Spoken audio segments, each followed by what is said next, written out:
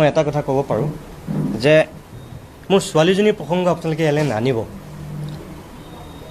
যিটো কথা আপোনালোকে শুনিছে যে মই একো খবৰ লোৱা নাই, নহয়।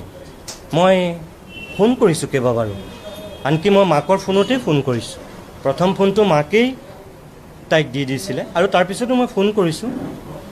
মই কথা পাতিছোঁ তাইৰ লগত। যিটো খবৰ নাই লোৱা বুলি আপুনি ভাবিছে, এইটো ভুলকৈ ভাবিছে। আৰু ২ নম্বৰ কথা, মই এখন চিঠি 25/৫/২০২২ চন ৪ পৃষ্ঠাৰ এখন চিঠি, মই তাইলৈ এই চিঠিখনো দিছোঁ। ৪ পৃষ্ঠাৰ চিঠি, আজিৰ পৰা ২ মাহৰ আগত চিঠিখন মাকেই লৈছে আৰু তাইও পাইছে, কিন্তু তাই মোক উত্তৰটো এতিয়ালৈকে নিদিলে।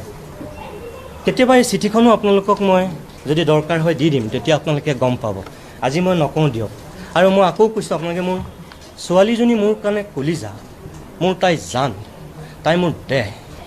গতিকে তাইক আপোনালোকে অন্ততঃ এই বিতৰ্কটোলৈ নানিব, একদম প্লিজ কৈছোঁ।